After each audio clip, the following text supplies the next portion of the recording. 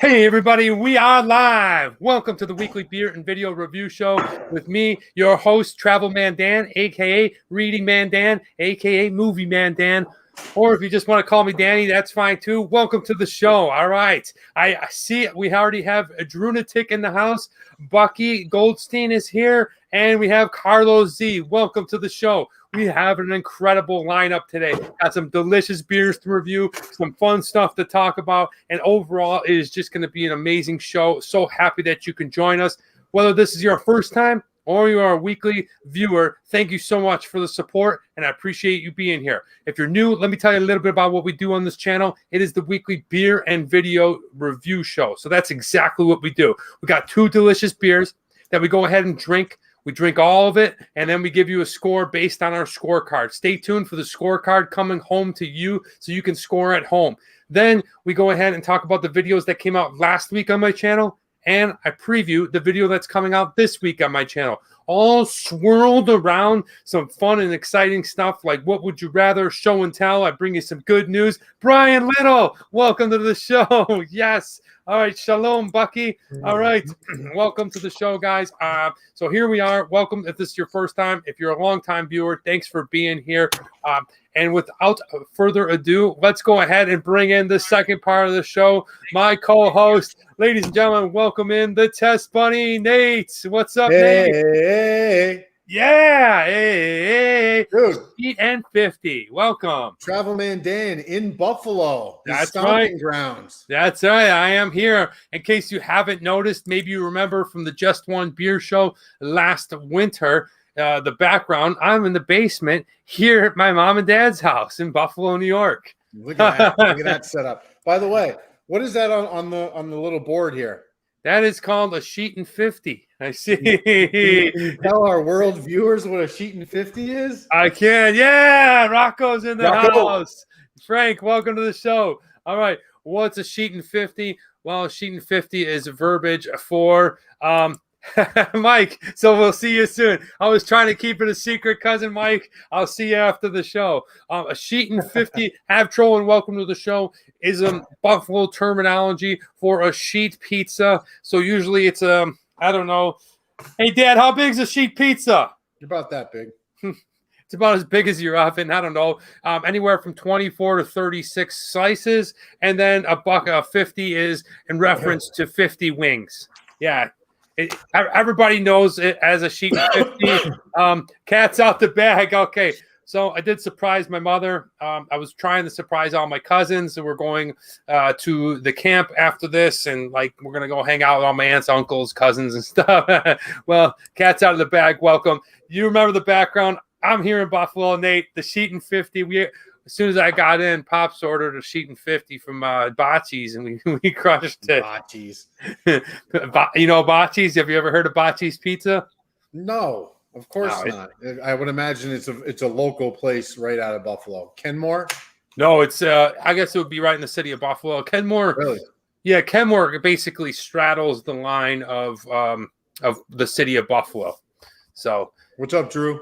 All right, Drunatic, you put a preview up on Instagram, and it was clearly her mom's yard. Yes, it was. I kind of figured that. I was ignoring you, cousin Mike, but here we are. Welcome to the show. Nate, are you excited for today's show? We got two really good beers. One of them that I'm sure you've been drinking for a long time, considering you grew up in Buffalo, New York, which is right across the river, I guess, from Canada. We got one of those, and of course another kind of West Coast beer that I'm sure a lot of the people that watch the show have tried before. So I'm excited about it. Excited to have you in Buffalo, to be honest. Yeah, me too. I am really pumped up. Basically what had happened is, and we'll get into this in a little bit. I'll tell you a little story that happened. Is Nate and I were gonna go to Mexico. We're gonna have a good time, whatever. But Mexico is still kind of a little bit hazy and gray when it comes to traveling, and everything that's going on with the Delta variant. And his son was going to go with us, so we were worried about the passport. So to be extra safe and just be careful, because I don't want to go to Mexico and have to wear a mask everywhere. I just was able to switch. I know I wasn't using the magic globe because I was going with Nate and his family. And we'll get into that in a little bit. But I was able to switch my flight to come back home for $16. And my boss, God bless him, yeah, Paisan, he granted me a few extra days, and I'm going to be here for opening day of football. Nate, I'm going to take you on a little pizza tour. We're going to do a little beef on weck. We're going to do some shit canoes. It's going to be awesome. Welcome. What a great boss. Rocco says, what a great boss. Oh, he's great, man. He's great.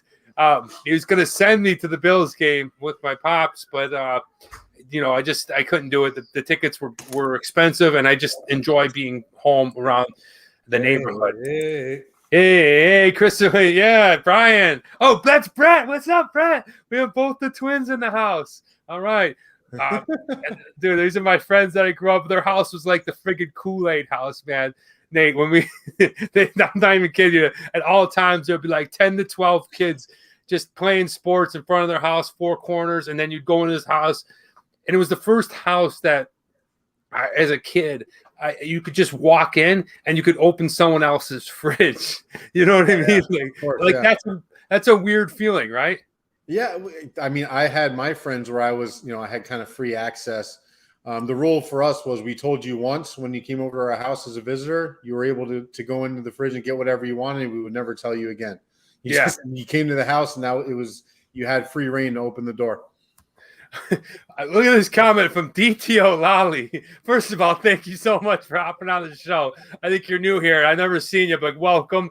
Gotta go to 911 Tavern for wings. I'll check that one out. As for Molson, it's good for two things: purging your guts and stomach and making Canadians laugh at you. I got a question about Canadians later, by the way. Okay, I'm going to go back to the Twins house because Brett, says good times. But also, not only was it the Kool-Aid house, like where everyone hung out, we literally had 15 kids playing football, hockey, baseball. Oh, but wrestling was really big. And so they had the big TV, and we were usually playing sports on the big TV, but then wrestling was always on. So we simultaneously watched it, and we would go into his parents' bedroom, like 3 or 4 of us, and sit on his parents' bed and watch wrestling. It's so, right? That face says it all. I mean, the Littles had so much love, and they just opened up their house to everyone. Brett and Brian, I love you guys. I can't wait to see you, Brett. I saw Brian yesterday at the Dome, and it was just crazy because you don't grow up and go hang out on your parents' your friend's parents' bed and watch wrestling, and we did. It was great. All right, it's Drew from West. Yes, welcome, Drew. All right, well, you alluded to today's beer, and you said something about purging your guts and stomach. But Nate, I promise you're going to love this one. Are you ready for today's beer? Yeah, it's I've had it once before, but it's been 15, 20 years. Wow, where did you have it?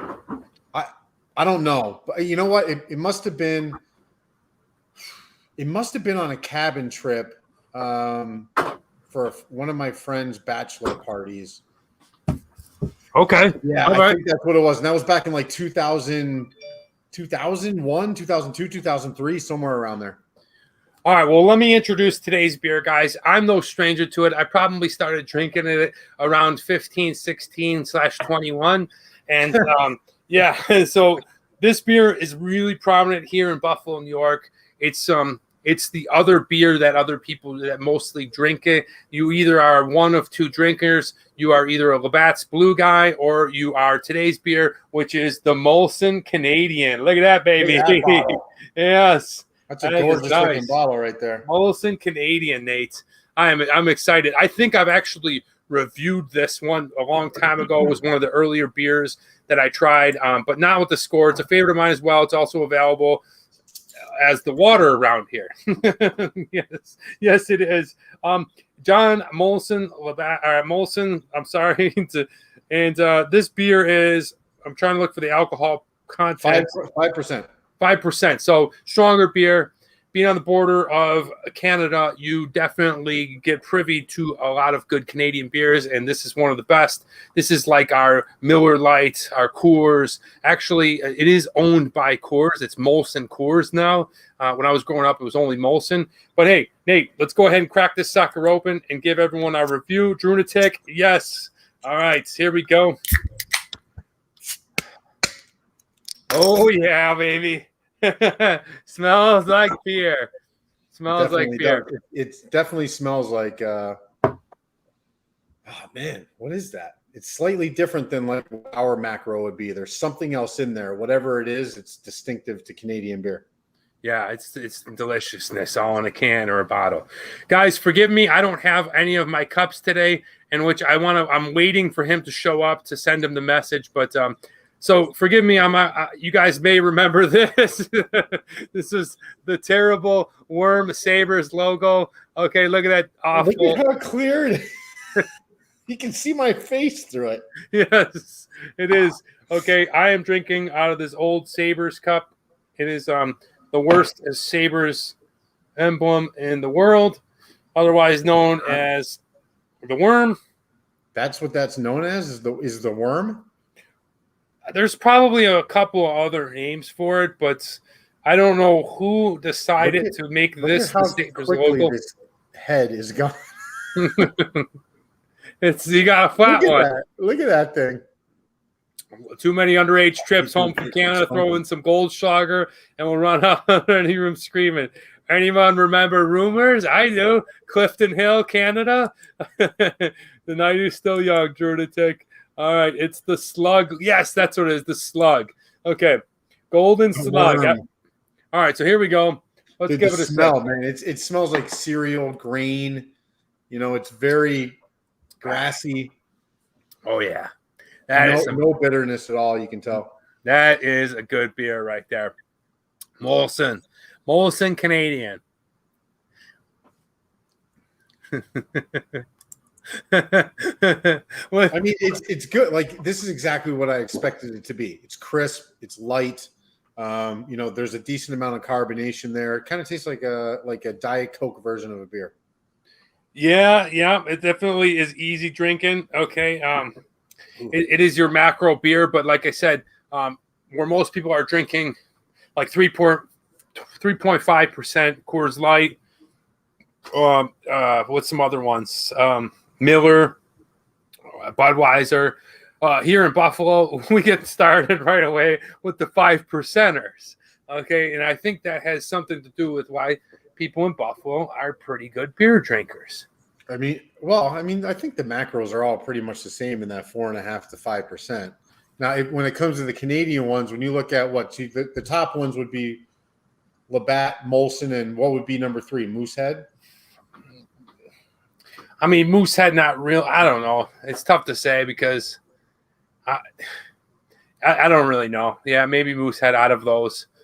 So, I wonder if Moosehead's one of those beers that is more popular worldwide than it is in Canada, kind of like a Foster's from Australia. Yeah, I think it is one of those. Met my wife there in 97 at Rumors with her today. Yes, congratulations. Met your wife in Canada and married, and here we are years later. Welcome, Drew. All the cool kids in Kenmore drink it. Yes, they do. Kenmore's favorite, have trolling. Hello, TMD. Brendan, what's up? We are drinking the Molson Canadian. I'm here in Buffalo. Test Bunnies here. We're off to a good start. It's also not a bad beer, by the way. It's not bad. You know, dude, there's a place for this. This is, again, it's before session beers became popular because they had to figure out a term to make an IPA more palatable. This is an all-day drinking beer. Yeah, absolutely. That's what this is. It has a niche. It has a space. But with that, you're going to get less flavor. You're going to get more water. And you're going to get a lower ABV, so you're not completely shit-faced by noon. Yeah, this is a good beer. That you'll start to feel it after 8 or 9. You definitely, depending on you'll start to feel it after 8 or 9. Yeah, it's typically Canadian beer hits you like around 8. You have a good 8 of them. Yesterday, I went to a bar, and I don't know where this came up from, but I drank a pitcher of beer. Only in Buffalo. About that, yeah. Was it of Labatt or was it Molson? It was Canadian. Yeah. Okay.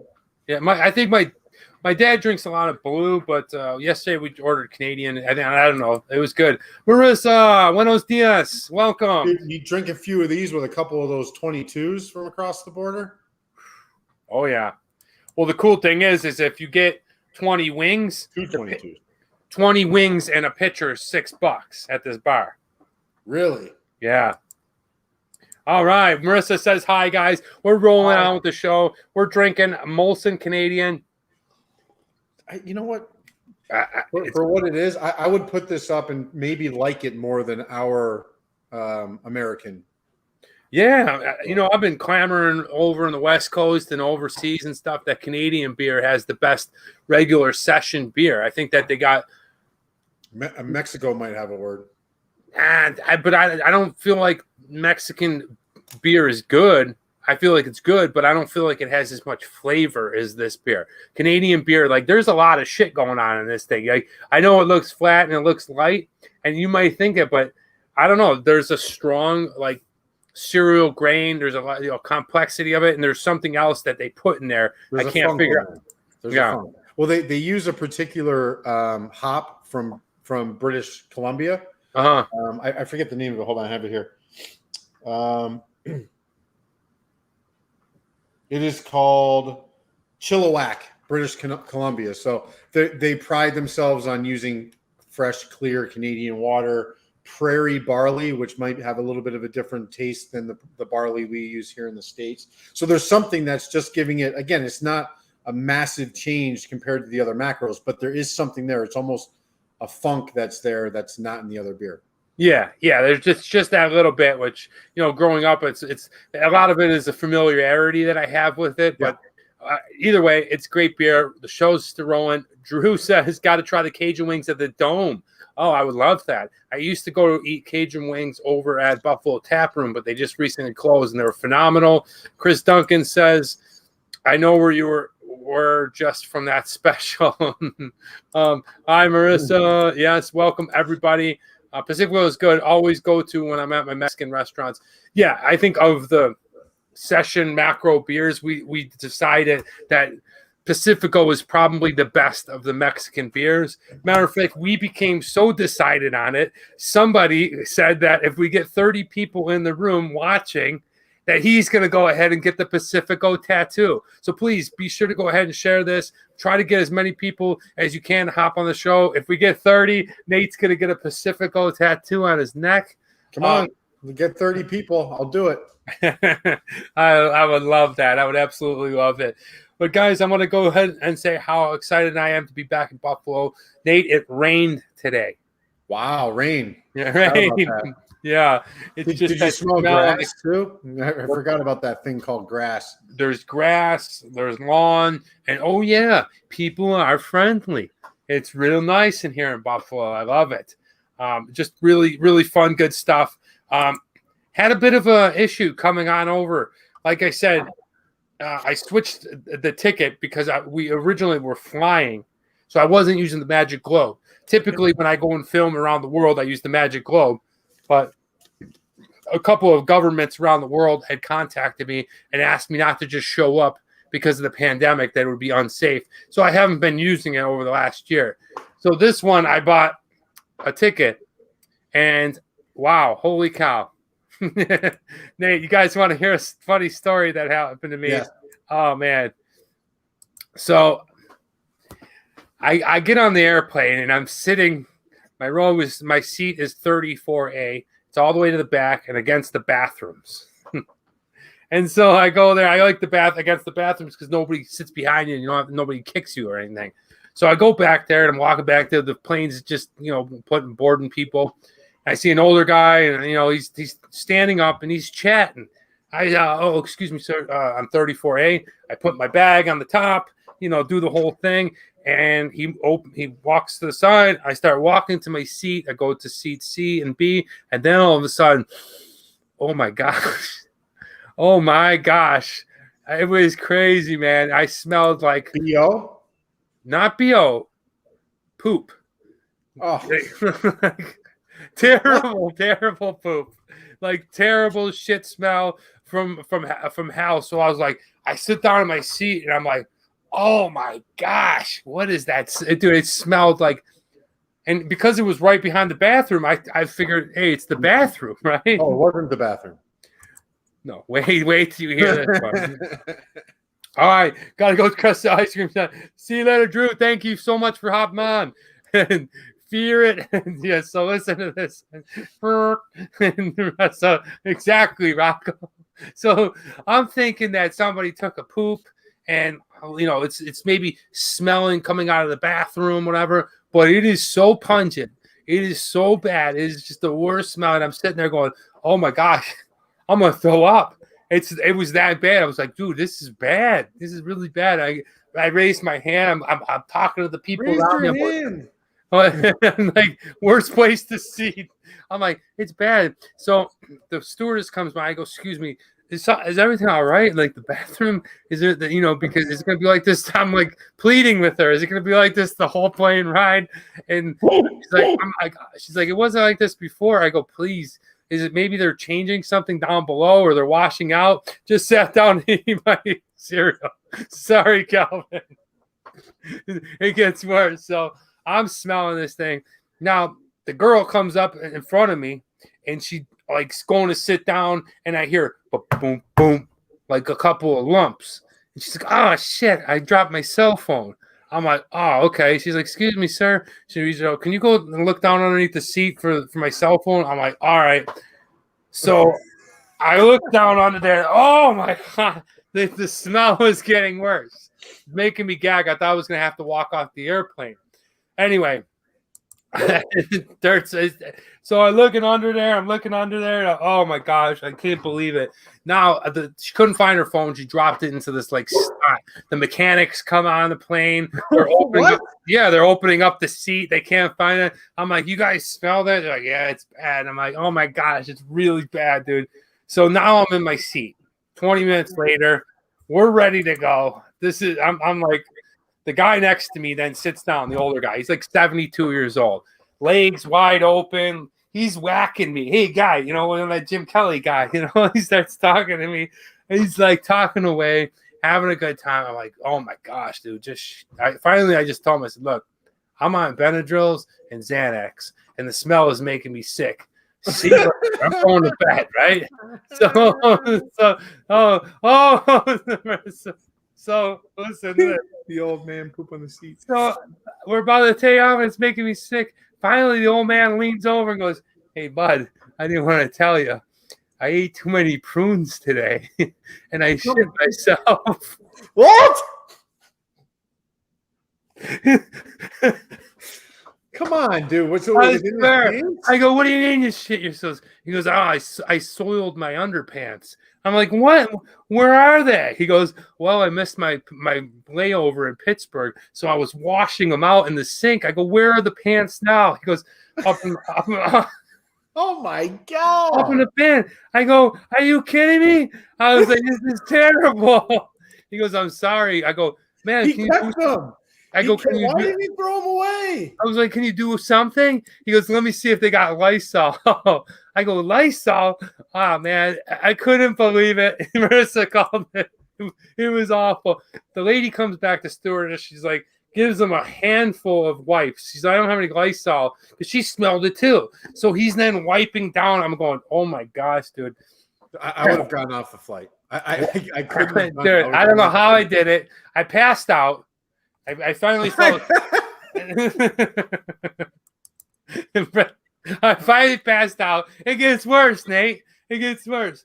About halfway into it, I don't know, probably over Idaho or Kansas City, Nebraska, or whatever. I wake up and I'm like, oh, meanwhile, he's with this guy next to me and they're talking politics, wide open politics. Oh, gosh. Fuck Joe Biden. They're going, this is not my point of view, but I don't want to be around this situation, So I'm like, excuse me, guys, I got to go to the bathroom. We're about 2 hours into it. The smell somehow dissipated. I don't know if he was whacking it down into the seat or whatever. It was just disappeared. So he's sitting next to me, and I'm like, all right, I got to get up. He gets up, and the waft of the smell just, whoa, dude. And I look on his seat, and there's poopy like water, like brown, like it was. I just couldn't believe it. I was like, oh my gosh. I couldn't believe it was making me sick. I love when the story includes it gets worse. It just really was quite That's bizarre, dude. That's bizarre. Dude, and he's like, he kept on telling me the underwear. That's the most perplexing thing to me is he kept the underwear. He was washing them and then he put it in a plastic bag. I always say he was wringing them out and then he put it wringing them out. And then he kept on telling me, I think I had too many prunes this morning. And finally, he said, he introduced himself. So I said, John, don't ever eat prunes before you fly. Yeah. Don't ever fly. How about that? Just don't fly anymore. I'm telling you. Hey, guys, I need a drink. On a train somewhere. Hit your ride on a train. I need a drink. I would puke. Cheers. Dude, this beer is going down way too easy. Yeah, I know. It's almost got a really sweetness to it. The Dan store stars are legit.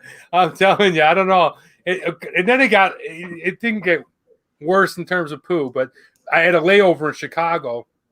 So the next connecting flight, I get on there and there's the lady in the middle and her husband comes up and they're from the Democratic Republic of Congo and she hands her this 1-year-old.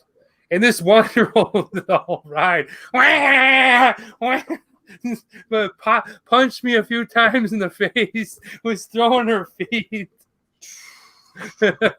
I said, I had screaming baby and poopy old man. Wow, what a ride. I think I'll stick to the Magic Globe. Beer is well earned. Yes, Brad, I would definitely be playing the stories. Be playing this story. Oh, man, I'm telling you, man. Brad, I'll tell you, I never had that situation, but there was more than prunes. Oh, man.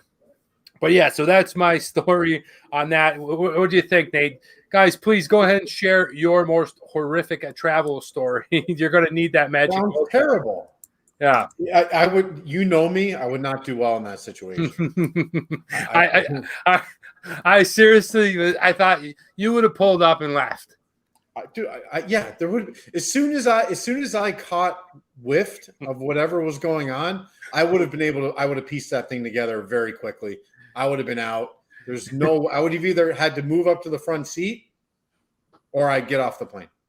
Well, I'll tell you what, I don't know what it's going to do, but I'm definitely, you know how every time you fly or every time you do something nowadays, you buy a pair of sneakers, they want a survey. Well, United's going to hear about this. Hit them up on Twitter, dude.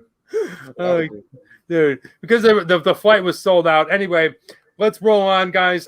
Great to be back in Buffalo. We're drinking Molson Canadian. It's a staple here. It's delicious. Nate's enjoying it over there in Las Vegas. Yeah, I got to say, my heart goes out to the people here along the East Coast, all the way from New Jersey, New York, all the way down to Louisiana, Mississippi, Alabama. They're devastated from Hurricane Ida. So whatever you can do to help out. I don't know if you've ever been in a crazy, and me and Nate were in a crazy one. Back in '99, we were hurricane. I don't know. We had a back. You remember that, Nate? Phyllis? Was it Phyllis? Something like that? I don't remember. That was sure Greyhound Airlines. No, it was United. It was nuts. So I definitely understand what these people are going through. I saw like literally animals and caskets floating down main streets, and it was just unbelievable. Was it Floyd? Or Hurricane Floyd? That's right. We were in Rocky Mount, North Carolina. Remember the National Guard came to Tarboro. Dude, yeah. Do you remember there was a picture of a stop sign on some country road? I don't know where it was, but the water level was through the middle of the STOP. Do you remember that? There was a sign. It was just water. All you saw was the top of the octagon. Dude, remember that the mall was completely covered in water, and then when I went back later, you could see the mud line. So these pictures on the news and these people that are being devastated, my heart goes out to you. May you have the best recovery from this. I don't know what you do because I wasn't affected the way that you guys were. I was in college and we got evacuated to Washington, D.C. Yeah. But Yeah, One heck of a trip there to DC, by the way. that sure was. You know, when you're young and you know, It's something we can't talk about on the show. Yeah, we'll leave this story for another day when I see you in person. All right, moving on, Nate. Cheers to you. Cheers to John. I hope that you got a new set of drawers and you washed up. Are we drinking this?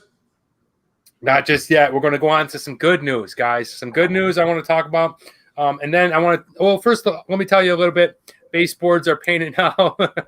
Well, I wasn't able to put out a video last Friday just because I was traveling, and I'm really starting to ramp up this last quarter of the year and making my videos a little bit more detailed and putting more into them. So if I don't get a chance to put out a video, it's because of work, travel, whatever. I'm not going to just put out a video to put one out. I feel like I've put out 421 videos to be exact. And I feel like, you know what, there's no need in rushing it because I don't want to, I want to be prepared. I want to get better with each video. So you didn't see a video this weekend, and I'm not even sure if you're going to see a video this upcoming Friday, but what you will see is a bunch of stuff. Like I said, that I will be filming here in Buffalo. I'm going to do some canals. I'm going to try to get down to the Maid of the Mist. There's a really cool place called Eternal Flame, which is a geological crack in this weird slate it burns a flame constantly and never goes out. So hopefully I'll be able to show you something like that, weird and obscure. You'll be able to see what a beef on weck is. I'm going to go to a local staple here in Tonawanda called Anderson's Roast Beef. I'm going to do Louis Hot Dogs, and I'm hopefully going to be able to suck down a Good Guy's Pizza. So I'm going to have more videos coming up this fall. But Nate, you know me. I want to be as best as I can, or at least better each time. And I just wasn't able to put a video out with work and with traveling this Friday. So you'll see you next week. Awesome. Yeah. And Frank says, I'm taking you guys on the road. We're going to go to the Packy. This will be, I would love it. The Packy. I would love it. Just ordered a mimosa flight. Yes. I'm not sure what that is, but it sounds like a few Several different kinds of mimosas. Yeah. Packy is a Boston for liquor store. Nice. I would love that. It smells good up there, Dad. Was Dad? he the one sitting next to you on the airplane? No. Dad is cooking it up. Smells like barbecued hamburgers. We're in full-fledged eating mode, Nate. All right. Yeah. So I want to talk about some good news. Some good news is a truly astonishing behavior has just been recorded in a pair of wild Goffin cockadoos. Do you know what a wild Goffin cockadoo is? It's a bird. That's right. It's a white bird. Okay. Who, like the expert bandits, manufactured an entire 3-piece tool set to use to break into get the juice from the mango pit. What? Yeah, dude, it's crazy, man. Okay. They were caught wild and held for a short time research in Indonesia. It's the kind of behavior that typifies the most advanced tool users in the animal kingdom and solidifies the Goffin's cockadoo as one of the world's major bird brainiacs. So basically, I'll go ahead and put the link down if you want to check it out, but it's literally a cockatoo, and he takes like a little piece of like a branch or a stick or whatever and puts it in its mouth. It's a little bird mouth. And then he's pecking away at this like mango pit, almost like a lychee, and using this tool to put it down into the mango pit to drink, and then scooping it up real quick with its tongue, and then licking it almost like a spoon. You have any experience with these kinds of large birds? A few times. We grew up with my grandparents had something similar, a macaw or cockatoo, whatever. But they're very smart and they're also aggressive. Yeah. They'll get after your finger, dude. Don't put your finger in the cage. Well, I would love to get a bird. I can't get a dog or an animal, but I love animals and I love birds. A shark, polar bear, bird. That it is, my friend. But now I'm leaning towards maybe possibly getting 2 ducks. So yeah, just dude, Travel Man Dan needs a little plant. You'll be better off. I like ducks, dude. They just walk. You like ducks, but you won't be doing them any favors if you're not home all day. They walk around. They don't need affection like dogs. You'll see. No, dude. Yeah, they gotta have. Yeah, that's what I'm saying. thinking about getting 2 baby ducks. You know, and then like as like Travel Man Dan travels around, you know how everyone had like a sidekick. Rin Tin Tin had the dog. There's been a couple other travel. I had a beer. You taking ducks on the road? Possibly. All right, I want ducks. Yes, cheers to ducks. I'm serious. I'm gonna get some ducks. All right, here's the show and tell, guys. I've been waiting to show Nate this because he is going to be so excited. This is something that I missed out on American culture while I was overseas in China. I'd heard about it. I heard so many great stories about it, and then I heard so many more not so great stories. People getting sick, people just getting off their rocker, the worst they've ever been. And let me go ahead and ask Nate. Nate, can you remember the worst drunkenness you've ever been? Yes. What did you drink? Southern Comfort. Southern Comfort. Okay. But let me qualify that. That's the worst I was. I was like 15. I drank a half a bottle of Southern Comfort in my backyard, vomited all over the place. But as an adult, it was 2 cans of Four Loko. Four Loko, what's that? It's like I don't know. It's like a malt beverage. It's like 14%. They're like big cans like this. It's like watermelon flavor or something similar. You remember the St. Ides brew where they had the flavors? It's kind of like that, but 14%. Yeah, and that was something that I missed in China. But when I went and got beer the other day, ladies and gentlemen, today's show and tell is a can of Four Loko. Come on, dude.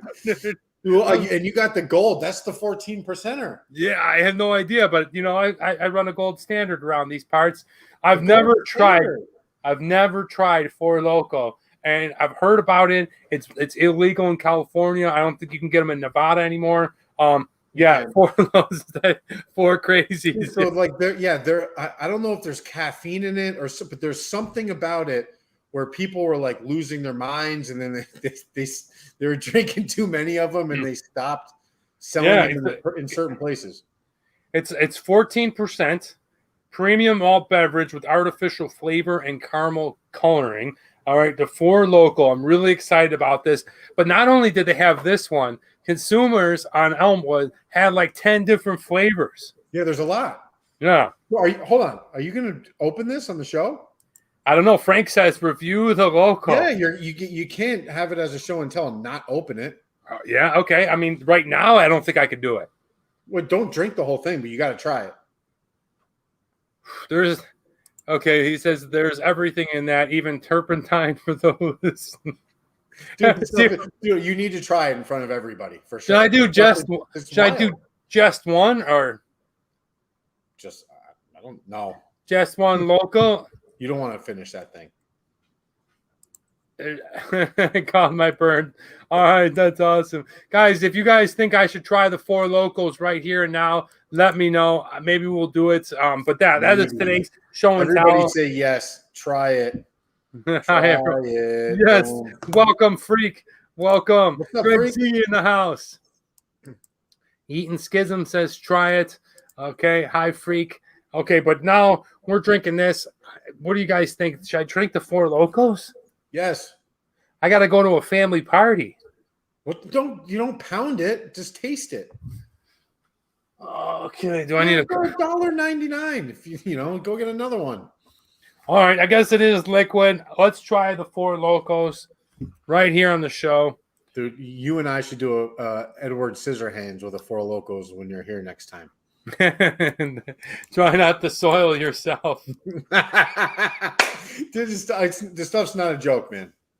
Pre-party drink. Seriously? Yes. You'll be the hoot of the party. Some of these people I haven't seen in a while. Okay, well, here we go. What's up with Danny? One eye's closed. He tried a Four Loko on the show. Hey, Dad, do you want any Four Loko? All right. Oh, the smell. What does it smell like? Does it have a particular smell? Does it smell like pineapple? What is it? It smells like candy. If you remember those old American Smartie packets? And they're Yes. like little, and you unraveled them, and then they're in like little discs, and then you crushed them up in your hand, and it smells like Smartie powder. Who I- did I- that? Nobody, but I'm saying Oh. it's very fruity. Okay, when did Danny become a meth head?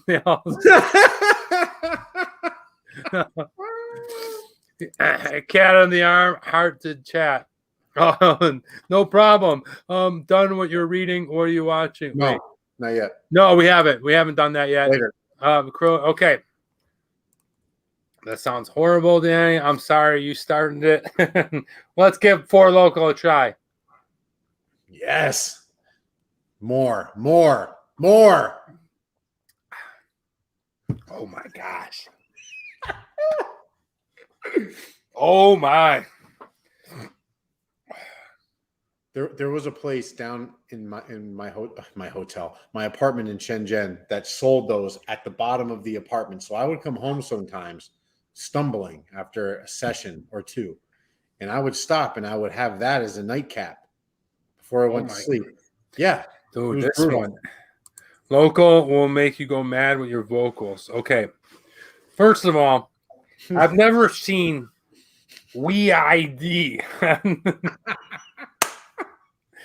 I mean, yeah, it literally looks like a can of Red Bull or something. I can't. That one sip was literally like drinking a handful of candy. So you don't like it? You don't like the taste, right? Nah, Too much. too much. There's a lot of weird. Can you funnel one of those? Not before I go to the camp today. No way. No, I don't mean way. today. But do you think you can actually do it? I don't know, man. That's a rough one, guys. If you ever see Four Local, be careful. Stay away from it. Stay away. Not worth it. It's not worth it. Just drink a couple of double IPAs. You're better off. It's too sugary tasting too, and I love sugar. But that's it. Yes. Frank says you instantly start slurring. Dude, I don't know. Turpentine. I'll have one more sip a little bit later, but this is what we're gonna finish off, guys. All right, the Buffalo Sabres worm. Okay, here we go.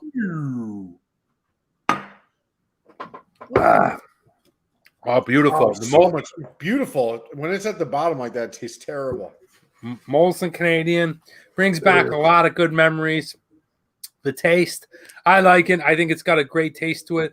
Like I said, the alcohol percentage is a little bit higher than your normal macros. I like the barley taste. I like the whole cereal flavor behind it. I'm really, really kind of familiar with this taste. And overall, for me, it's a 4.5. Do they have a light version of this? They do. Yeah, which is weird because they never did. And they have Labatt's Blue and Molson about 8 years ago started giving light beer out. And people my age particularly kind of like it more. All right, so you did 4.5? 4.5. Okay, so I'm doing a 3.0. Again, I think it's a fine tasting macro. I would probably put it towards the upper half of macros, I guess, but it's still a macro. It's still watered down beer, but it has a place. 3.0. 3.0. Okay. Price for a 30-pack of these, I think. Hey, Dad, what's a 30-pack of Canadian? What does a 30-pack of Canadian cost? $22. So one 70 single. cents each. What's that? 70. I don't know. 70. Yeah, about 70 cents each for one can. Can't beat the price. I think the price point is good. You can buy it in a 22-ounce can, which, I have one right here. You could buy this 22-ounce can for $1.99. Actually, 24-ounce. Did you put that there, or was it there randomly? Here's my little Kubrick. Okay, so 24-ounce for $1.99, but this particular can is about 71 cents. Here in New York State, you get refunded 5 cents per can. So recyclables are added onto the case of a 30-pack or a case. Overall, I think it's a really good price point. I was at the beer store today, and they had Lucy's, and those Lucy's were 70 cents. Like, wow. Basically cans that fall out. So you can't beat the price. I'm giving it a 4.5. Jeez. Wow. Okay. So 70 cents for a can of beer is not bad. It's cheap. No, it's really cheap. So I actually paid $1.59 for this one because it was a single and total wine. So the price was obviously elevated from what you're seeing. So $1.59. I think the price is fine. I don't think it's great. It is what it is, but you're paying a premium for buying a single bottle. So I'll take that into consideration. 3.5. Nice. Okay. All right. Design. To be honest, this is the newer design. This design is different. I liked the older design. The blue that they mix in here, I would probably try to rebrand that, being that Canada's colors are red and white. But I'm familiar with it. They used to have a really cool leaf going on here. Let me go ahead and show you guys a little bit about the brewery over here, because we never really actually got into that, and I kind of wanted to show you a little bit about this. Was their old label, and I like their old label. I like that too. Yeah, it just was in line with more of Canada. Yeah, And what are these two little, like, you see the red and the blue kind of things above the Molson on the bottle that we're drinking now? What are those two things? What is that supposed to be? This right here. You see it? Yeah, I think it's just the design, like an arrow pointing up or something. I don't know. Maybe it has something to do with the original brewery. Here's the original brewery. Now, look at the size of this thing. This is in Montreal, Quebec. Oh, okay. Or this is in Quebec, right? Yep. Or is it Montreal? Yeah, Montreal. Montreal. Yeah, so this is in Montreal. Look at the size. That's why it's red, white, and blue, by the way. Yeah, it's red. It's good. Okay, then let's look at the one in Toronto. Two massive breweries, but recently they were bought out by Coors, so things have changed in terms of their brand. They do a lot of Coors banquet beers. I think the Four Locos is hitting me. Dude, take another sip. One sip, dude. My body's like a different hot. But anyway, going into the design, I don't love it. I think it's okay. I'm going to go ahead and give it a score of a 3.5. It's okay, but okay. All right. So saying the bottle's slightly different, it is a macro label, right? I don't necessarily love it either. I like that they have the leaf on there. The cursive writing's okay. The red, white, and blue probably is symbolizing France at some level. 2.0, I think it's okay. It's a standard looking label for a macro beer, maybe slightly below 2.0. Okay. Accessibility. I feel like this beer is everywhere. You can buy this beer anywhere. Where do you make the locals? South Central Brewery. Maybe. I think that might be the demographic, but it is definitely strong. It is strong. I've never tasted it. I don't know if I'll go back to it.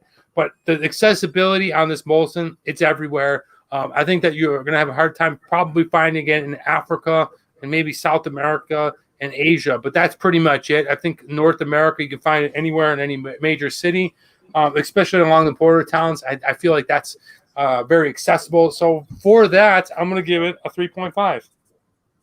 I'm going to give it a 4.0. I don't think it's as accessible as the top macros like a Budweiser, Guinness, Heineken, etc. It's a tier or two below that, so I'm going to give it a 4.0. Okay. All right. TMD X Factor. Look, I'm no stranger to this beer. I absolutely love it. You either bring Labatt Blue or Molson to the party if you're in Buffalo. I've been drinking this since I was a kid.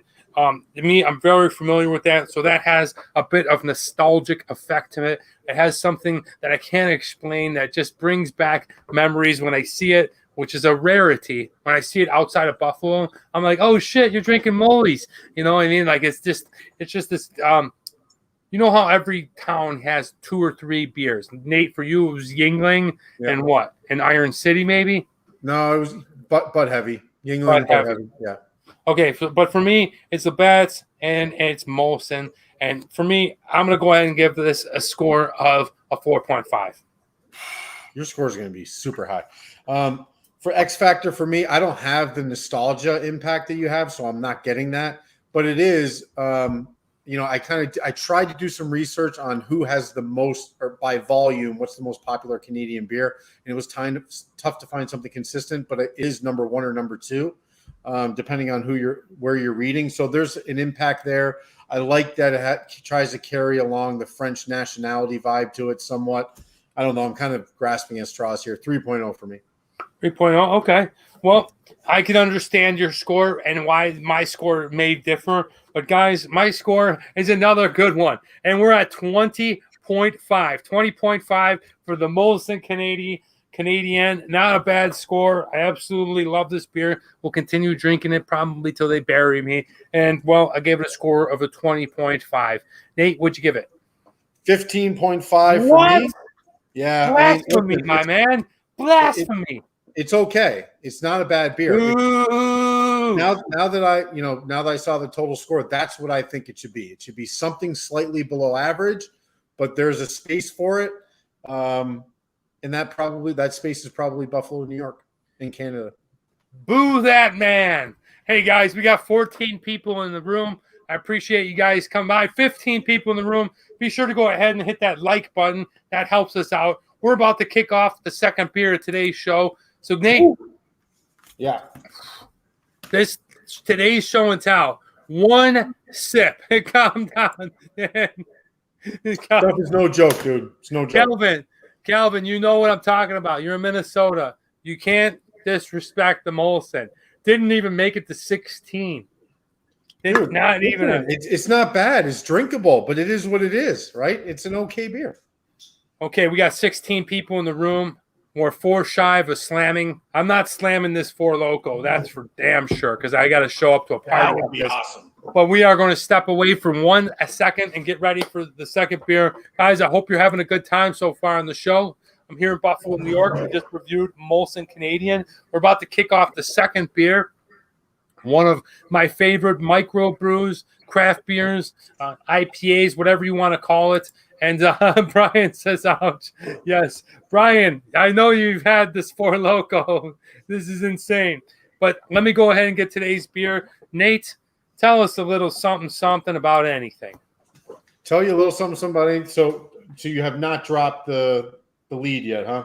What beer it is? No, I haven't. All right, so just to give you guys a little bit of a story on the Molson Brewery, which I think is kind of interesting. So they were actually founded from a guy named John Molson, who came over from England back in 1786. That's when the brewery was founded. In 1903 is the first time that they had their mass distributed beer, which was called Molson Export. That was in 1903.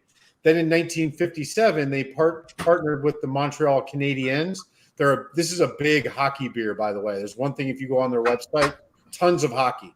The Canadiens and the Maple Leafs. So 1959, they had this little kind of partnership with the Canadiens. Huge distribution. They pride themselves on using prairie barley directly from Canada, clear Canadian water, and then this hops from the British Columbia region of Canada. So they definitely take the pride of Canada and try and put that into their brew, which I think is pretty cool. But yeah, it's an interesting brewery. Been around for a while, and I was super excited to retry this beer because I've had it a long time ago. It doesn't stand out to me, and that's why my score was what it was. But I like it. It's a cool brewery. If I was up in Canada, I would definitely be drinking this beer. Yeah, and one thing that I want to chime in and say is, for the world, for the people out there, you might be only privy to Molson Canadian, maybe Labatt Blue, but here in Buffalo, we have all kinds of different Canadian. Yeah. Molson makes like an extra stock. They make all kinds of different IPAs. Yeah, just like stuff like that you may not see around the world, but here in Buffalo, we get privy to that, so it's kind of cool. But now we're going to be moving on to the second beer. And Nate, this is one of my favorite breweries. And this beer, like the 4 Loco, packs a punch. It does. I'm going to tell you right now, it's a 7.2%. So if I start getting a Popeye and start slurring a little bit, it's because of the beer. I don't know if I'll have another sip of that 4 Loco, maybe one. Like I said, got to go to a party after this. But today's brewery, we've went ahead and we've reviewed beers from this brewery before. It's an exceptional brewery, well known across the United States. It's located in San Diego, California. I'm talking about Stone Brewery. And ladies and gentlemen, Arrogant Bastard Al. Look at that. Hey. Drink fresh, numbskull. Numbskull. What does that get fresh? This is an aggressive beer. Yeah, you probably won't like it. It's quite doubtful that you have the taste or sophistication to be able to appreciate an ale of this quality and depth. We would suggest that you stick to safer and more familiar territory. maybe something with $1 million ad campaign aimed at convincing you that it's made at an independent brewery or one that implies a tasteless seltzer. Right away on the back of their label, they are arrogant as hell, Nate. And I'm excited to try this one. I don't have the lucky red bottle opener, so I'm going to try to use my dad's little flathead screwdriver to open this guy up. But I love this beer. Have you had this one before, Nate? You know what? I think I had. Yes, I've had the Arrogant Bastard. And again, I'll echo your fandom of Stone Brewery. I mean, they're exceptional as a brewery overall. You know, as most people on this show know, San Diego is kind of the craft beer capital of America for sure. And this is probably the #1 brewery out of San Diego. So that says something. It's distributed all over the country. But yeah, I'm super excited to try this. It's a red ale, which I actually thought for the longest time it was an IPA. It's not. So I'm curious to see their take on the red ale now that I'm kind of reviewing it. Yeah, it smells definitely really alley. And for this one, I'm bringing in a little Buffalo action. It smells like a red ale. Yeah. We have the Sabres Cup. Now we got the Pils Cup. Okay. Look at this, Jimmy Cooper. I love it. Nothing like grabbing a bottle of Molson Canadian out of the cooler, standing by the bonfire in the early fall. Glad you gave it a 4.5. You know what I'm talking about. Thank you, Jimmy. Absolutely. All right, here we go, guys. Let's pour this guy in there, Nate. Look at that. Wow, look at the color. It's not as dark as a stout, but it is definitely a red ale. Okay, that is the one that look at that. Flavorful. It's got great color to it. Nice carbonation. And then looking at the Bills label, nothing makes me happier than seeing that Buffalo Bills logo, which is what I want to bring up real quick before I take a sip out of this beer.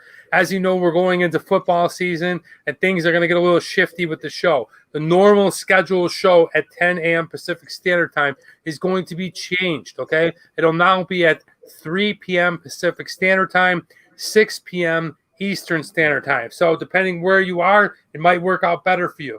If you're American, great. You can have a couple of beers before dinner, or you can have a couple of beers after dinner if you're on the East Coast. If you're European, I'm sorry. I've tried to lock up different times. Maybe you can still hang in there and join us wherever you are over the world.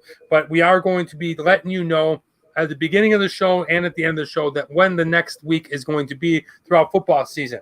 I'm a diehard Bills fan. Nate's a diehard Eagles fan. Some way or another, we're going to make this work. But take a look at the Arrogant Bastard. The color is just crazy. It's like, do you remember the plum juice you would drink in China when you would eat Sichuan food? Oh, please don't talk about plum juice, prune juice, any juice. This is what that looks Not like. again.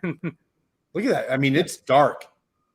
It is dark. And The head is just kind of sitting there. It's thick. It's creamy.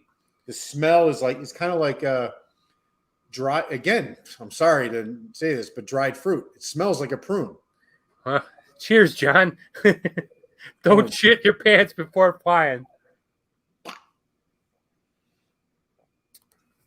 Oh, man.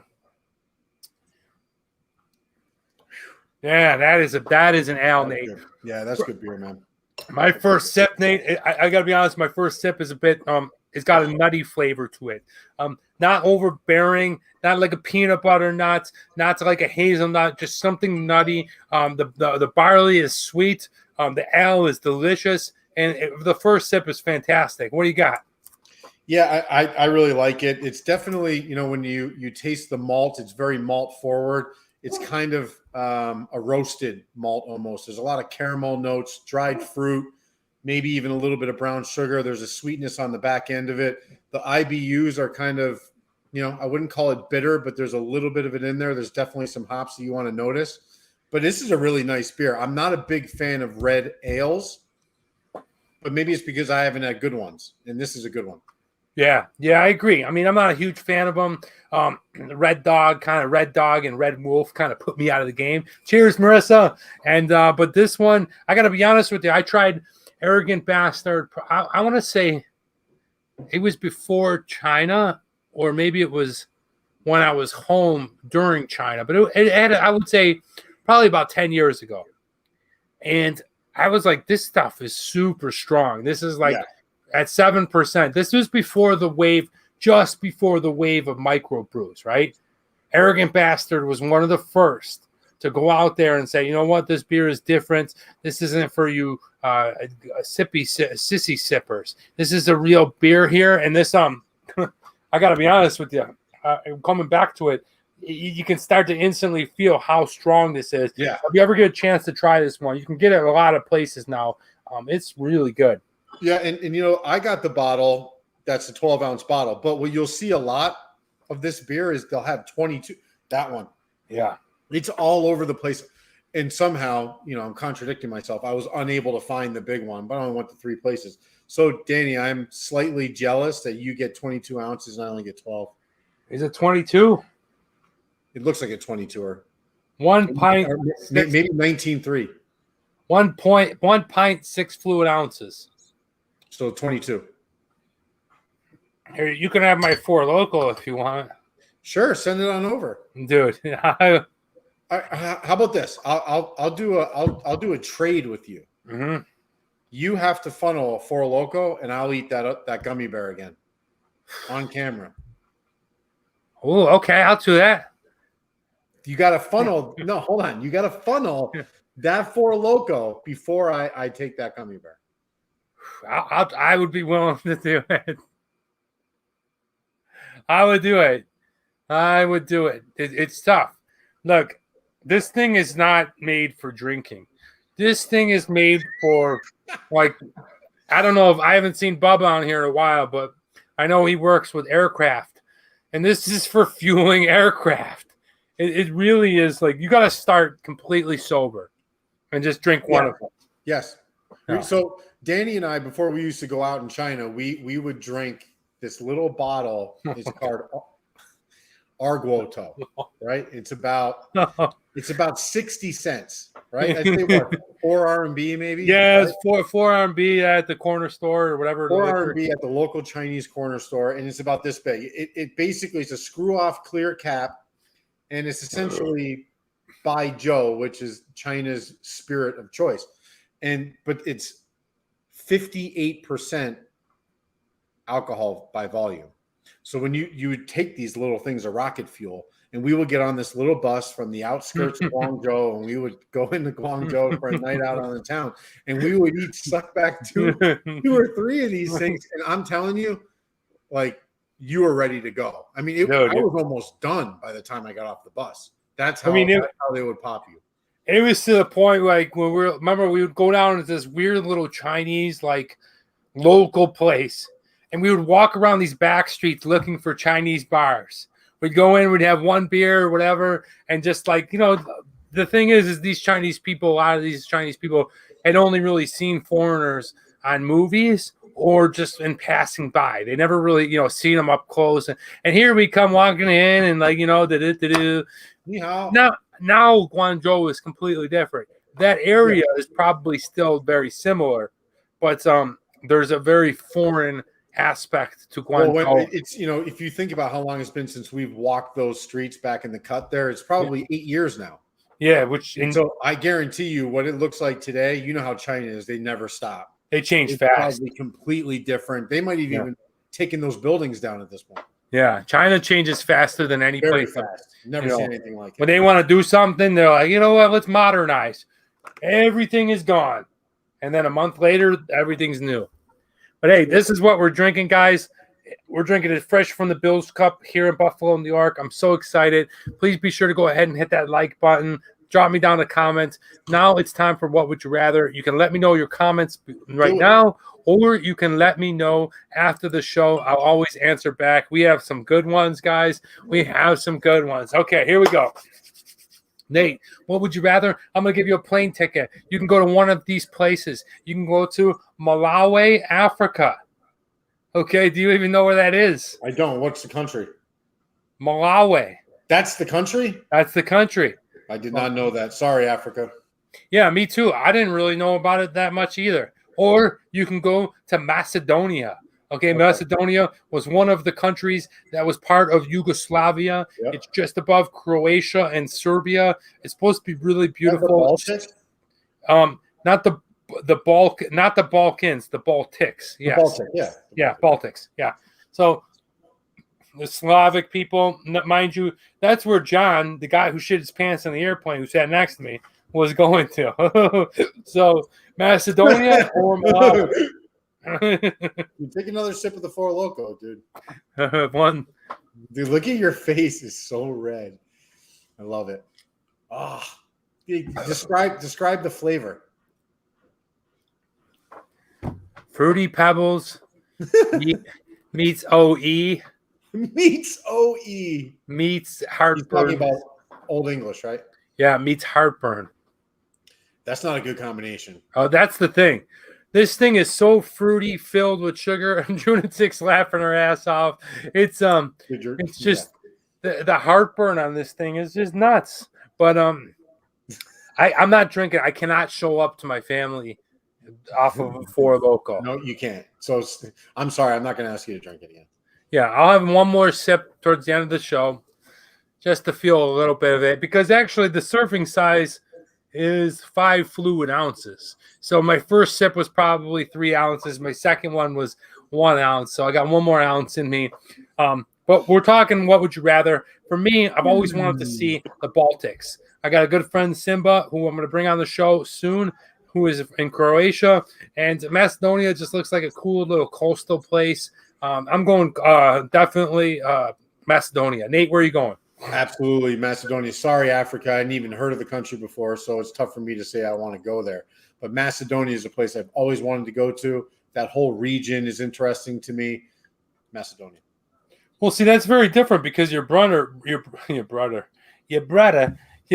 Brendan, he likes to try the unknown.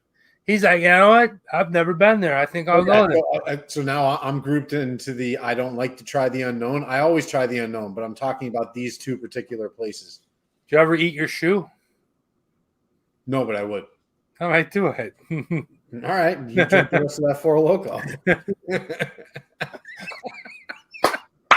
Well, it's getting off the rails, folks. Time to go with question 2. Question 2 is, who would you rather listen to, Khalid or The Weeknd? What is Khalid? Khalid's awesome, man. He's what is it? He's a singer. He's a singer. Yeah, he sang Young, Dumb, and Broke. He sang the Suicide song. He sang Free Spirit. He's a great guy. Awesome artist. Great sound. Much like The Weeknd, like that pop kind of just, these guys that can just flat out sing. You don't need anything in the background. They just you just see him. He's got the flat top. How do you spell it? Let me look. How do you spell it? Khalid. You're not really hip with the yeah. Keep going. Pop music and I'm definitely not. But Khalid's fantastic. Marissa says Macedonia. I like Khalid. I like The Weeknd. The Weeknd's always putting out a cool sound, something new, something fresh. I definitely like his music, but for me, Khalid's fantastic. I think he's the guy that we're gonna probably break into Usher's stratosphere very soon. And well, you'll probably hear about him for the next 25 years, as with The Weeknd. Yeah, he's that good. What do you got, Nate? I'll choose The Weeknd only because I know the name and because I do like is it Star? Was that the name of the one album? I like Starboy. I like Starboy's first album. That's a good one. All right, going number 3. We got pictures, guys. We got pictures. Which would you rather have? Boom, the extra big, thick, strong Kit Kat. Give me a break. Break me off a piece of that. Okay, but that's the thick one, okay?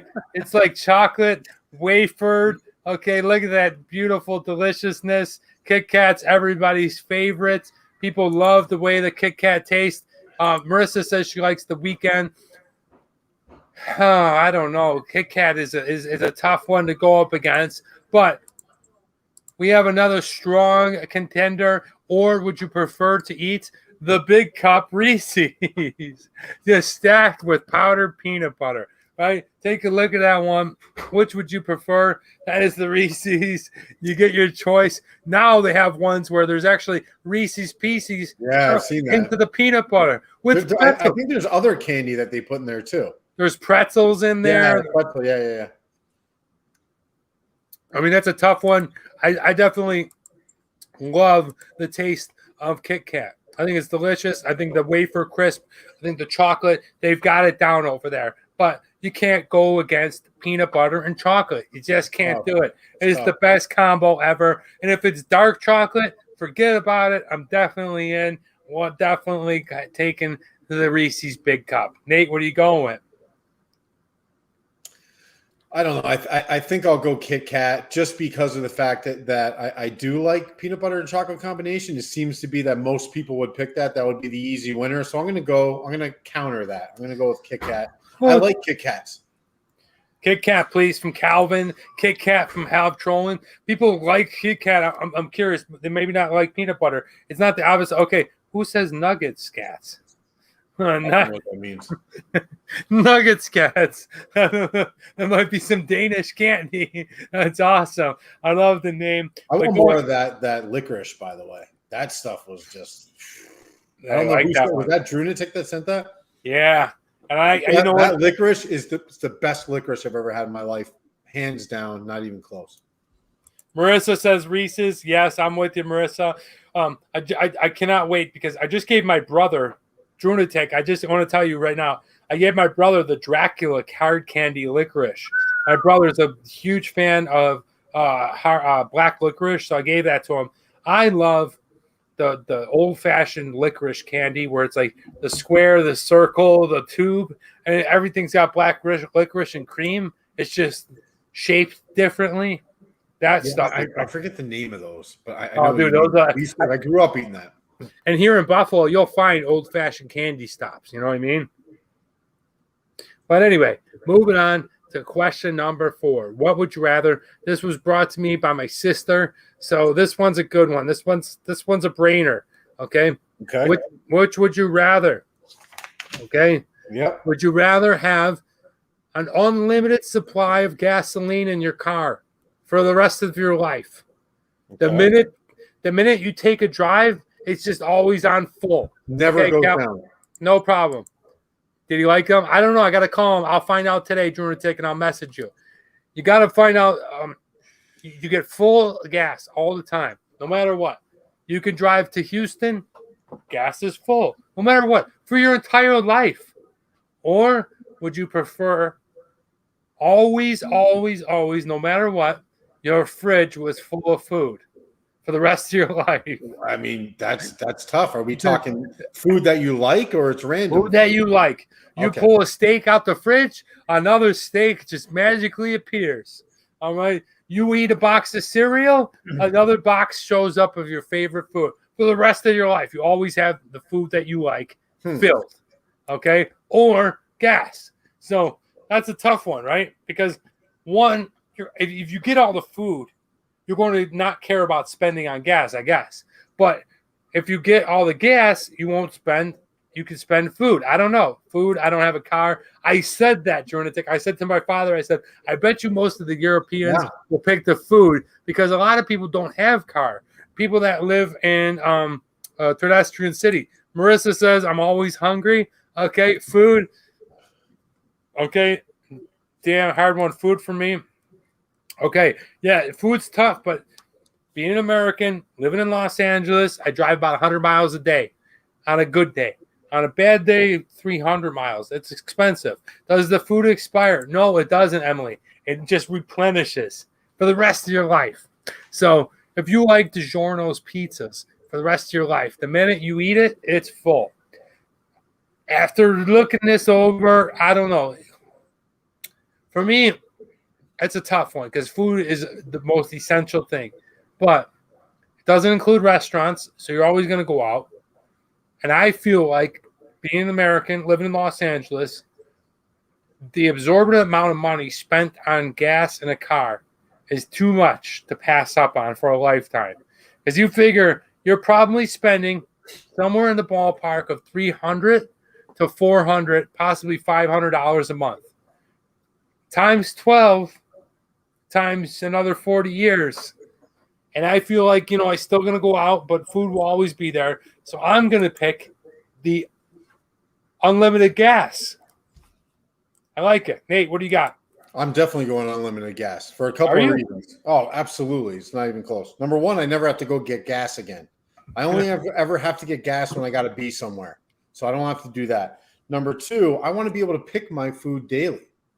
You know, like I don't want to just have a recurring thing. We're already gluttons the way it is. The last thing I want is to have an overstocked refrigerator. Let me go pick the stuff that I want to eat that day, Yeah. and that's it.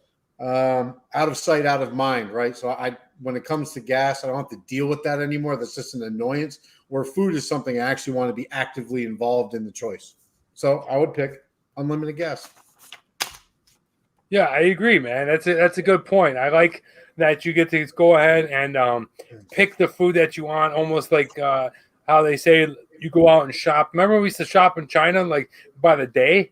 We go to the wet market and stuff. Yeah, because nothing was preserved. So if you went there and you got pork, you better eat that pork in the next 24 hours. So you go get your vegetables and stuff's there for you to eat that day. I like shopping like that. The way we shop is we get a bunch of stuff. We go to Costco. It's processed. It's it's overly salted, overly preserved. We put it somewhere. We don't think about it, and then if we're just bored, we just eat it. Yeah. I want to do away from that. So I agree. All right, going on to question number 5. It's time to bring back something gross. This also comes from my sister. So get ready. What would you rather? Through a straw or through a spoon? You have to eat a bowl of sinus-infected mucus, okay, and boogers, okay, with little nose hairs in them. Why did you qualify it with a straw? By the way, I mean, because that's what I said. My sister said it was worse with a spoon. I think it'd be worse with a straw. Just having streamlined mucus from a sinus infection, okay, a bowl of it, okay, so at least 14 ounces. So you drink it through a straw or you can scoop it up. It's got somebody's nose hairs in it. It's gross. It's sinus infection. You got to drink it, or like from a tap. You drink from a tap like this.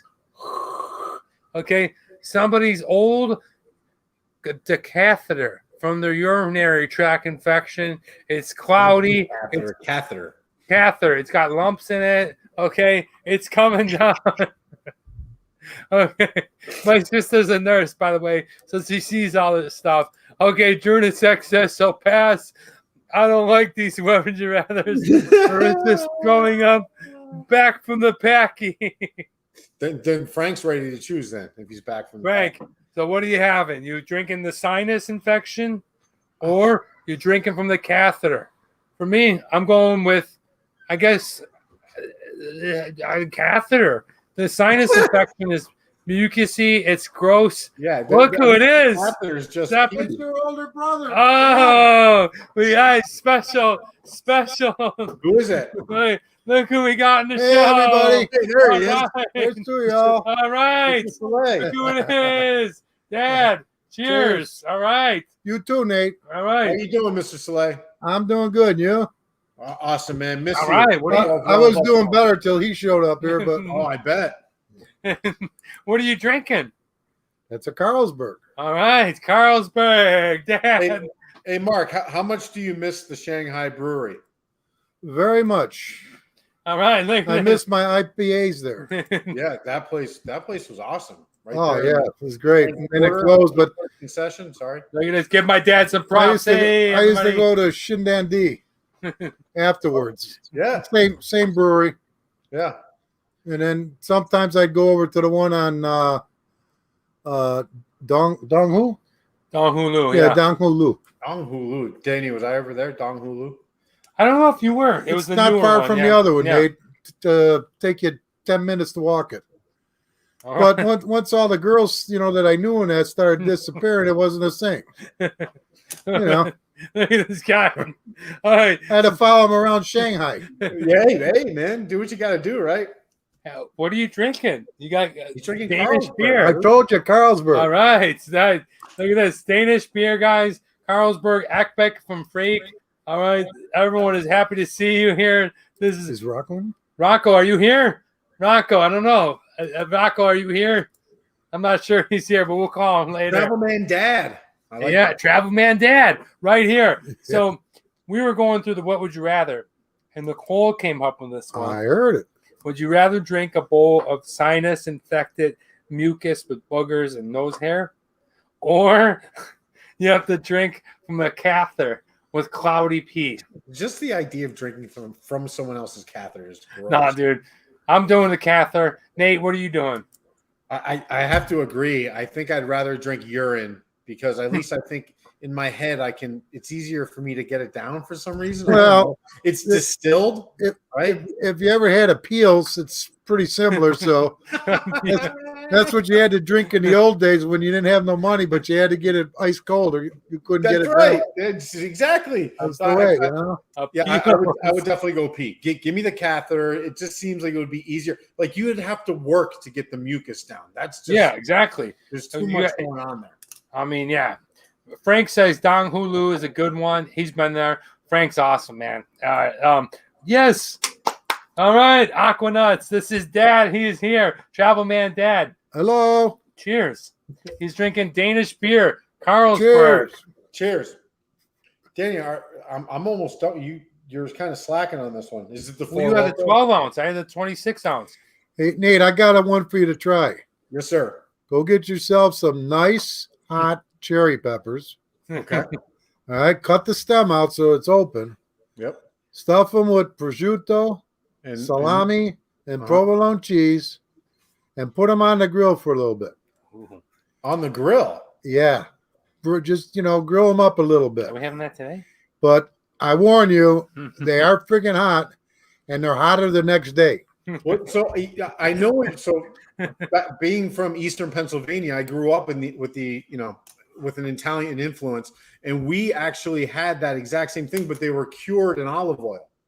Yeah, you can get them. Yeah, I grew up eating those. I have those in a jar here, but I also have the fresh ones from my son's garden. Wow. And I did those that's a game changer then. I stuffed those in jalapeno. Oh. Danny, you better stop. I know. Are we having those today? Loco, dude. No. I know that. I think he needs to try it. Guys, who wants to see my dad try it? Me. Okay, so bad. I want to watch. Just one sip of this. What is it? It's a different beer. It's good. It's good. What the hell are you doing with all my beer glasses down here? It's try like that. All right, Dad's going to try Four Locos. Oh, Christ. It's like Schlitz. It's terrible.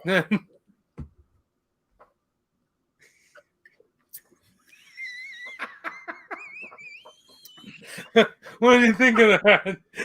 I think it's crap. This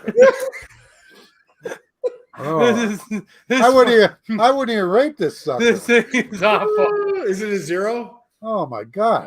It's brew. It's strong. You want to bring it? Nate, the problem is you guys like trying all these different beers and that, like Dan, and I'm usually a Pilsner guy because I like to taste the beer. I don't want to taste all this other stuff in it, I hear you. So what's your number one? If you go down to the pub and you're going to ask for a beer, what do you get? Blue. Labatt's Blue. Labatt Blue. So you're not a Canadian guy? That is Canadian. Labatt's Blue and Molson Canadian. Sorry, Molson. No, that's my second choice. and there's a good reason for it. Molson. Do you want any more of this? No, yeah, I'll finish it. Molson's is actually really good, but I don't know why Molson's affects me quicker than Blue does. I mean, I drink 4 Molsons, I drink 4 Blues. The Molsons, I'm feeling it. The Blue, I'm not. And it's the same alcohol content, Blue is part of your blood stream. Yeah. Well, that's it.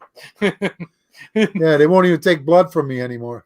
Have trolling. They said it's too foamy.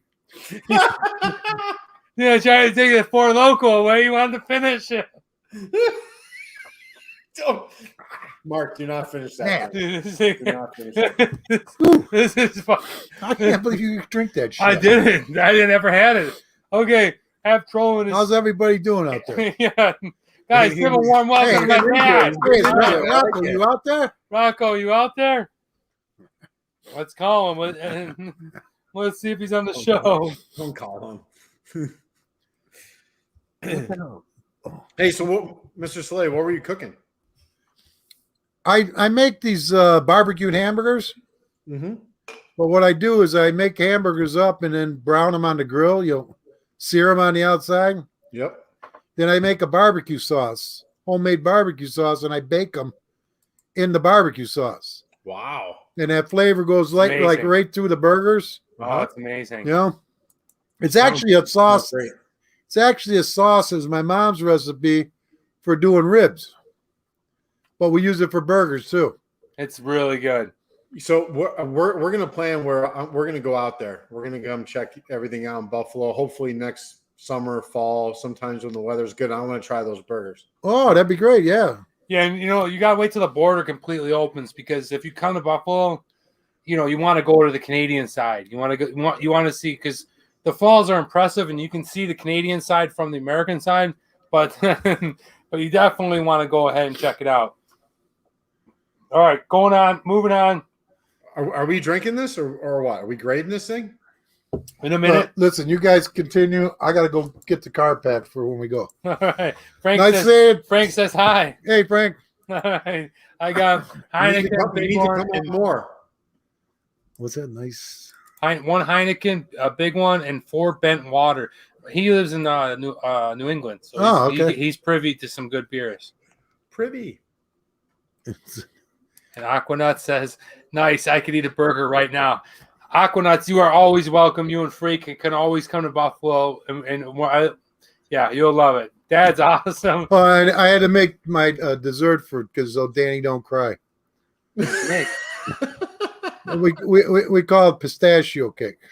Pistachio cake. Yeah, it's like almost like a cheesecake with pistachio pudding in it. Wow, is it green? The kids like it, so I would like that. I'm not a kid. I like pigs in a blanket. Well, Nate, what do you call them? The cabbage rolls. Nate's a Pennsylvania boy. Palushki. What is it? Palushki. Palushki. So that's Polish. Yeah. Hey, there's Rocco. There he is. Yeah. Rob's on here. Where's Rocco? He's there. I mean, you don't see him. But he says hi. What's up, Rocco? Hey, Rocco, I can't see you or anything, but I just wanted to thank you. Thank God for you that you keep him take care of this kid when he's out in LA and keep him there as long as you want. That's very nice. I'm retired now. I can't afford the grocery bill when he's around. Rocco's no stranger to the way I eat. You see, the bagels usually last a few days after work, and there I am eating them. Wonder Strudel, you're making me hungry. I got a mad hangover.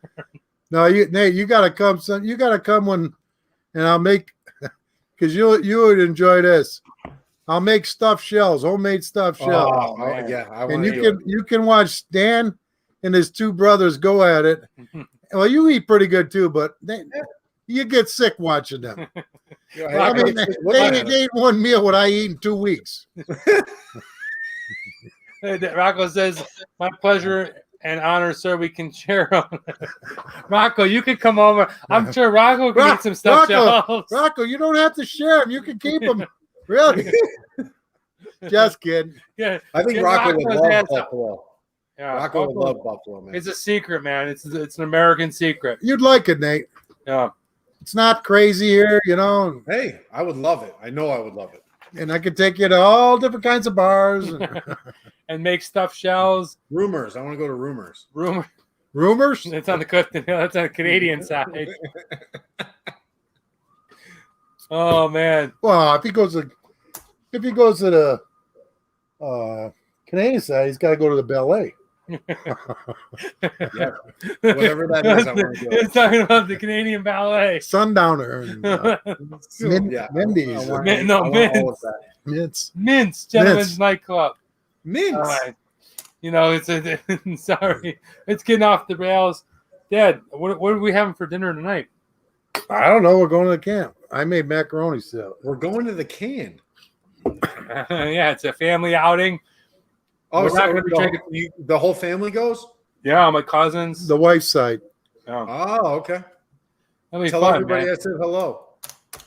Yeah, and then we come back and we drink all night in the porch. Love your humor, Mark. That's a lunatic. Hey, I'm getting low here, dude. I'm going along, dude.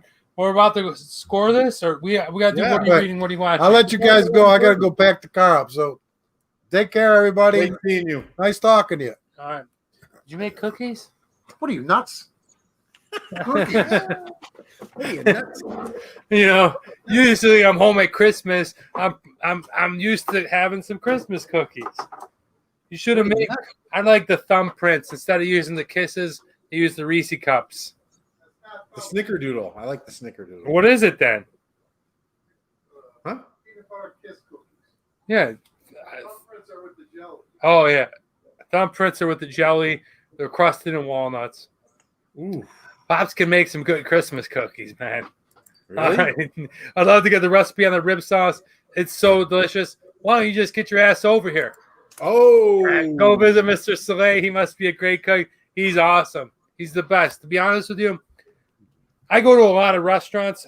I go to a lot of good places and stuff, but my favorite place to eat is actually in my father's kitchen.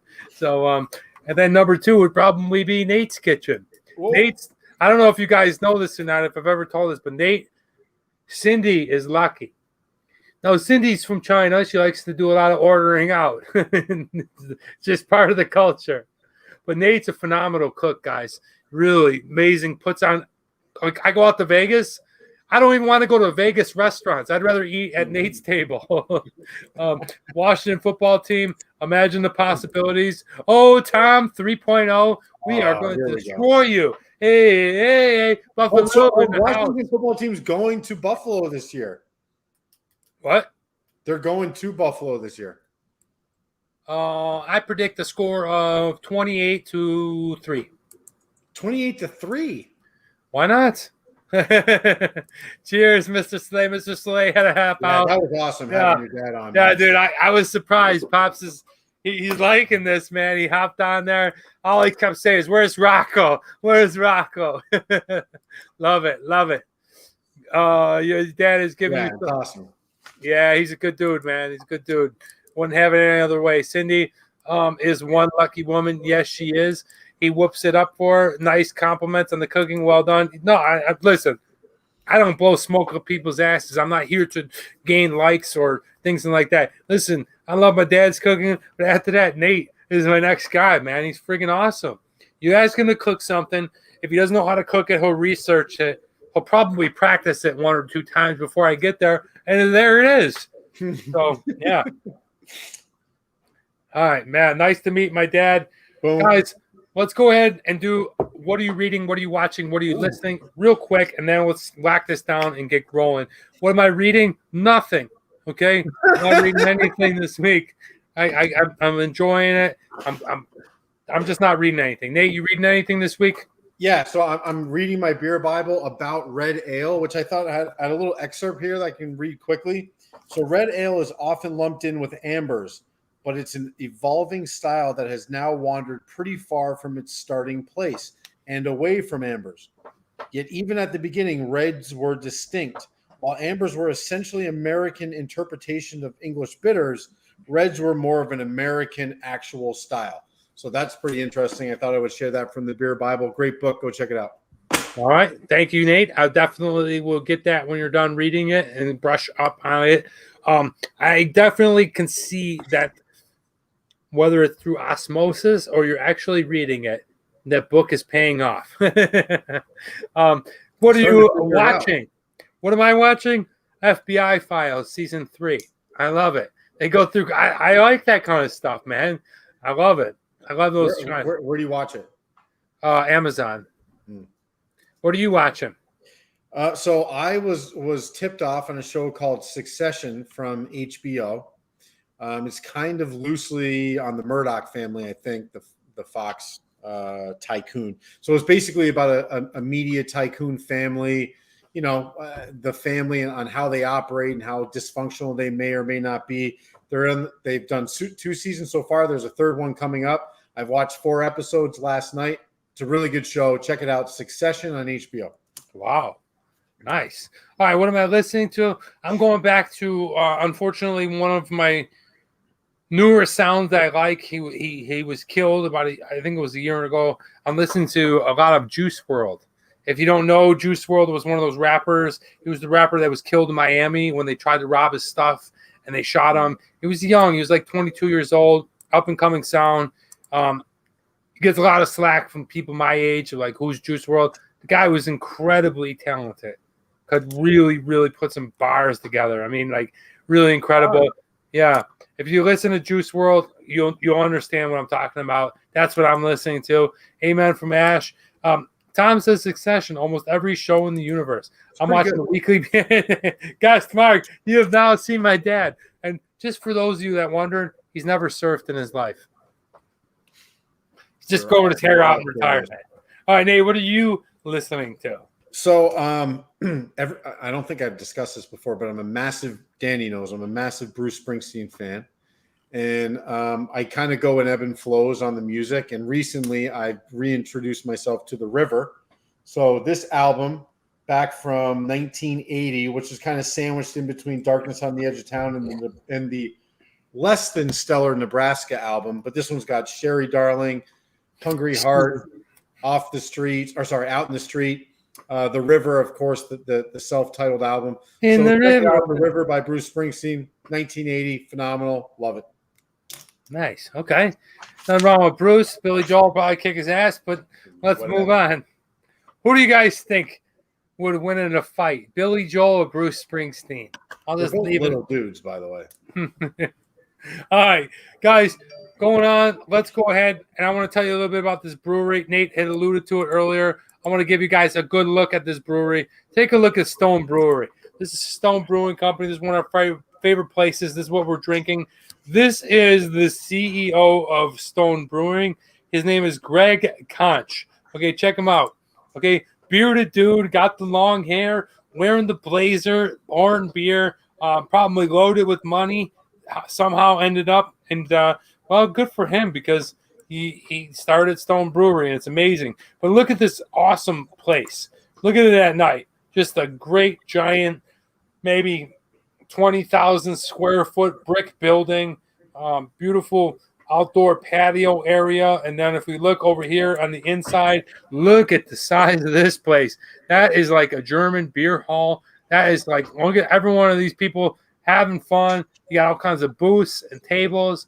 It kind of looks upscale. It kind of looks, more modern. But I like how they have right here this great facade, but this isn't a facade. This is like a glass building of all of their brewing kegs and stuff like that. So this means business. They're out here in this German beer hall. Nate, I want to go ahead and show you from the outside once again what Stone Brewery looks like. We need to go there, Danny. Yeah. We have to go. I mean, yeah, we definitely will. Beautiful looking brewery, beautiful looking place. Love their beer.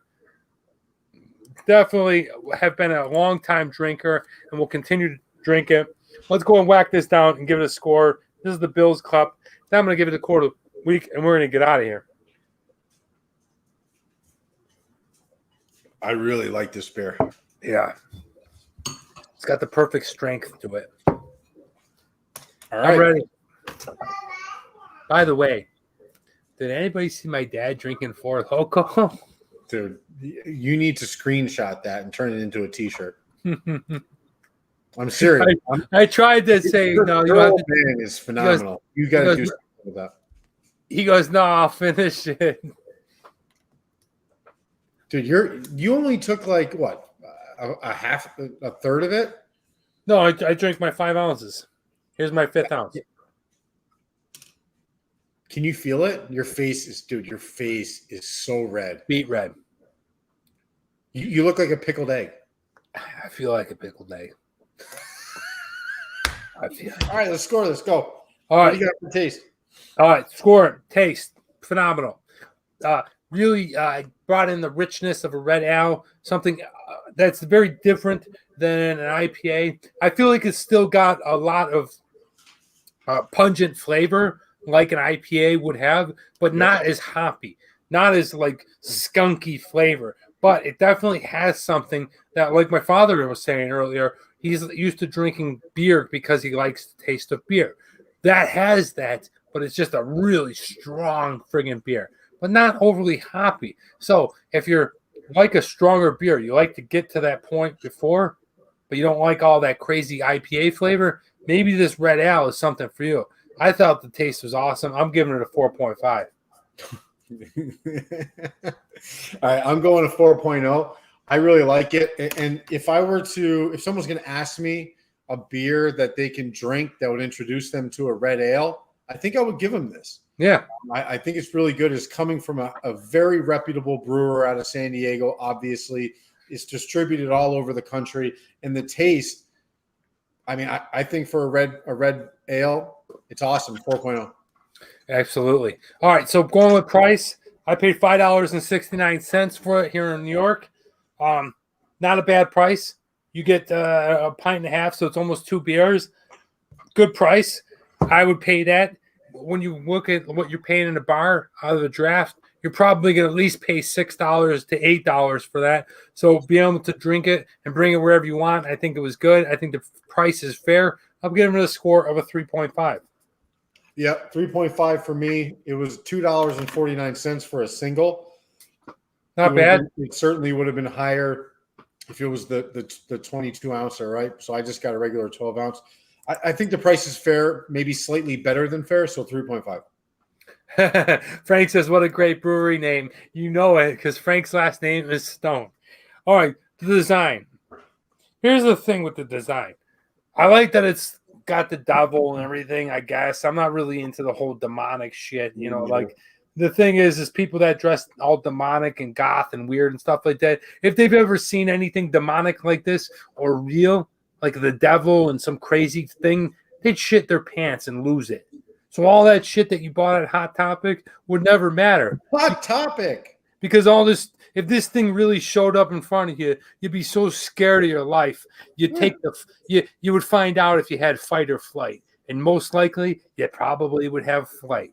So I'm not really into the devil. But what I really like about this one, this was the first one that I've really seen that went ahead and said, you know what? We don't care what you think. We're putting arrogant bastard. I remember reading and going, arrogant bastard ale. Holy cow, that's a move, right, Nate? That's something new. So I think the design is okay. I think that the word on bastard is kind of great, but I'm not going to give it too much of it. I don't think they have that much going for it. The double is really not my thing. I'm going to give it a score of 3.5. Okay. I'm not. I just want to clarify something. It's a gargoyle. Okay. All right. So their big thing is all of their mascots and all their beers, it's a gargoyle. And what their quote is, the gargoyle basically is a big friend that's got your back. So that changes things. It changes it a little bit, right? That changes it. So now this thing, he's kind of watching over the beer, watching over you. That's the gargoyle from the top of a building. I'm trying to think, what's the movie I'm thinking of that had the gargoyles in it? Ghostbuster. Fucking Ghost. Sorry, excuse my language. Ghostbusters. Thank you. So anyway, so for style, we're frauds here. Jazz hands, and you just score. So I 3.5. Yeah, I mean the design is not really that. It's cool. It's definitely cool, but Yeah. it's not. I like that it's not a sticker. I like that it's a glazed on type of thing. Hi Murph, jazz hands. Hi Murph. All right. Accessibility. Look, you can buy this beer anywhere in the United States. Canada, Mexico, I'm not sure. But the rest of the world, not going to be everywhere. But because they're able to a small brewery in San Diego and put out distribution throughout the United States, you got to give them at least a 0.5. So instead of a 2.5, I'm giving them a 3.0 on accessibility. Yeah, I'm going to do a 3.5, similar to the Reasons, but just a little better of a score. I think this beer, for being a San Diego-based craft beer that's never been bought out, by the way, it's still owned by Grey Coke. Yeah, that that's a big deal to me, that it can reach across the country, any major city. If you go into a 7-Eleven, you're likely going to find the 22-ounce bottle of this. So for me, I'm going to give it 3.5. But of course, because outside the States, you're not going to be able to find it. Absolutely. Look, I'm going to be real quick and short and simple. The TMD X Factor was the really high-powered beer that I enjoyed the most at that point. I don't know if that makes any sense because it doesn't even to me. But what I mean by that is this was the beer that I found that was the most powerful, that was good. Because I tried some powerful beers, and a lot of them sucked, especially back in the early 2000s. Arrogant Bastard was the first one that I was like, oh, this one is real good. Tony Zarcone in the house. Tony Zarcone says, beer snobs. Not that kind of show, Tone. We don't have long hair and a beard. We just bring it to you like we drink it. But good to see you here, my friend. This beer for me was one of the very first beers that I felt like, it's strong, it's different, and it's accessible. For that right there, I'm going to go ahead and give it a 3.5. I'm going to give it a 4.0 because I like the fact that it's actually a red ale that is so prominently displayed in their beer catalog. Like Really? how many other brewers, the fact that this thing, you can buy it anywhere. You can buy it in a 7-Eleven, you can buy it in a Circle K. They're definitely promoting this. There's people that want to buy it. And how often do you see a red ale that's at the forefront of what a brewer's doing? So for me, it's 4.0. I like it. I think it's cool. I will definitely drink it again. It makes me think twice about red ale. So 4.0. Good point, Nate. Good point. Hey, guys, Frank says, always a joyful show. Thank you, Frank. Frank, thank you so much. I got to tell you something about Frank. Is like, I met Frank as a substitute teacher in Shanghai, and I was at kind of a snooty, snotty, upper scale school. And Frank was the only one that will kind of like, as a substitute teacher, was like, what's up, man? And always treated me good. I really appreciate that, Frank. I won't forget it. And I hope one day we get a chance to go ahead and drink beers. I'm buying, and we'll continue this. But thanks for hopping by the show. I gave the beer an 18.